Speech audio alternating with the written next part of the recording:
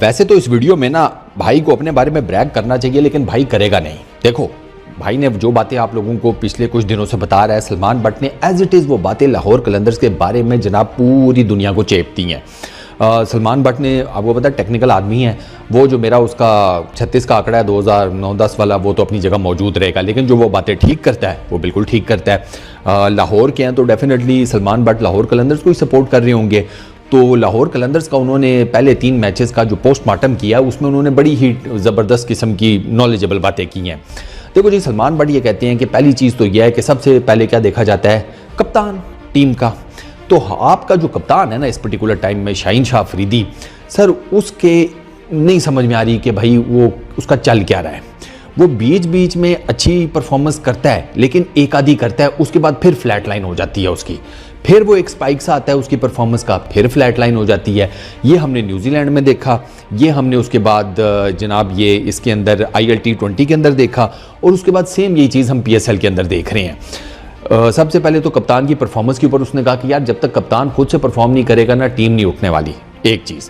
दूसरा उन्होंने ये कहा कि शाहीन को अपनी बॉलिंग के ऊपर फोकस करना पड़ेगा, उसका फोकस उस तरीके से सही नहीं है बॉलिंग के ऊपर जिस तरीके से होना चाहिए।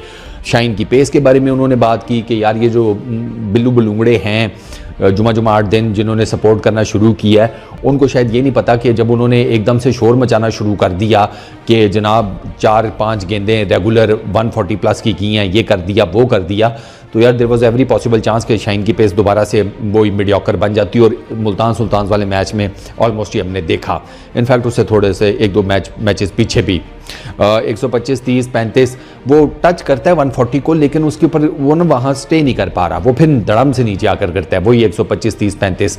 अब 125, 30, 35 के ऊपर इन विकेट्स पर वो कुछ भी नहीं कर पाएगा, ठीक है, बेशक जितना मर्जी पेस के साथ बॉल करे। अब कल उसको मुल्तान सुल्तान वाले मैच में जो इफ्तिखार अहमद ने 18वें ओवर की पहली गेंद के ऊपर चौका मारा है, वो चौका चेक करें यार, मतलब वो ऐसे लग रहा था कि इफ्तिखार ने किसी मीडियम पेसर को खेला है, मतलब इतने आराम सुकून से उसको लेग साइड के ऊपर स्कूप शॉट करके खेल दिया।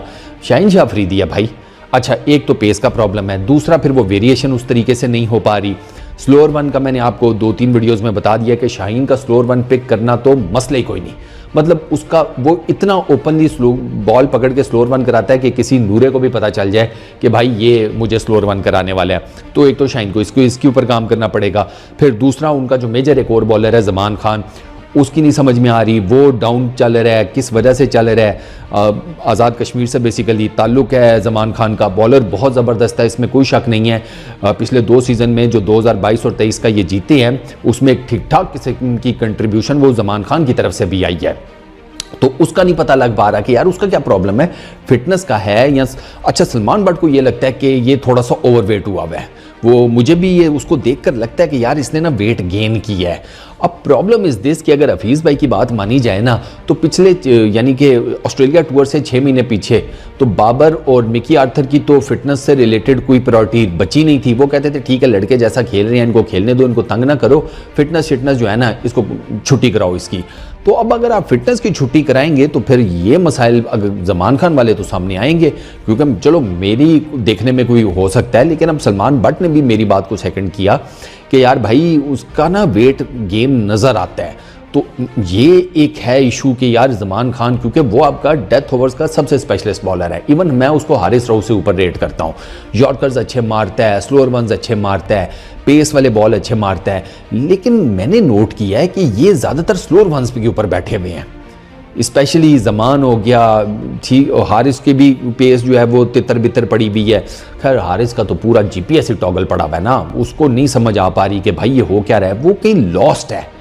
आई रियली होप कि यार वो कम बैक कर जाए। वो लिटरली इस पर्टिकुलर टाइम में लॉस्ट नज़र आता है कि यार वो कहीं फंसा हुआ है, अब कहाँ फंसा हुआ है, आई रियली डोंट नो।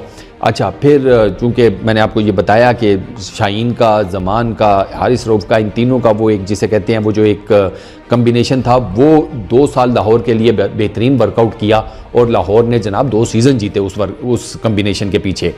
अब इनका ये है कि इनकी बॉलिंग की कम्बिनेशन भी चल रही, ऊपर इनका बैटिंग ऑर्डर नहीं चल रहा। अब आप जो इनके 3 मैचेस हारे हैं उसमें यार ये मतलब अगर कभी बैटिंग अच्छी चल जाती है तो बॉलिंग नहीं चल पा रही, बॉलिंग तो खैर बिल्कुल ही नहीं चल पा रही, तो बैटिंग ने अच्छा क्या चलना है। 195 करके आ रहे हैं, 187 करके आ रहे हैं, 166 करके आ रहे हैं, तो मतलब 195 वाला तो यार उफ। अच्छा प्लस फील्डिंग कैचेस ड्रॉप किए इन्होंने जो इस्लामाबाद यूनाइटेड के अगेंस्ट। भाई आप कैचेस नहीं ड्रॉप कर सकते, बेशक कितना ही नूरा किस्म का लेवल क्यों ना हो, एक बैट्समैन को चांस मिल जाए ना वो नहीं छोड़ता। ये तो टेनिस क्रिकेट में नहीं छोड़ता भाई, आप तो फिर इंटरनेशनल हार्ड बॉल क्रिकेट खेल रहे हैं, तो ये एक और इशू है। तो लाहौर कलंदर्स की टीम में एज पर सलमान बट बहुत ज़्यादा चीज़ें चल रही हैं और उनको इन चीज़ों को इमीडिएटली रेक्टिफाई करना पड़ेगा, क्योंकि अगर वो इसको इमीडिएटली रेक्टिफाई नहीं करेंगे तो फिर वो टूर्नामेंट गुजर जाना है और ये कहीं नीचे दबे पड़े होंगे। और जो इनका ख्वाब है 3 मरतबा जनाब जीतने का, ये टूर्नामेंट हैट्रिक कंप्लीट करने का, वो ख्वाब सिर्फ ख्वाब ही रह जाना है। तो अभी तक जो लाहौर कलंदर्स की सूरत हाल है ना वो काफ़ी माठी है, लिटरली बॉलिंग बैटिंग फील्डिंग उनका ना कोई वो जिसे कहते हैं ना किलर कम्बिनेशन वो नहीं नज़र आ रहा। वो किलर कम्बिनेशन हमें इस पर्टिकुलर टाइम में सिर्फ एक फ्रेंचाइज में नज़र आ रहा है और वो है कोयटा ग्लैडिएटर्स, जिनको किसी ने ना 3 में रखा हुआ था ना 13 में रखा हुआ था।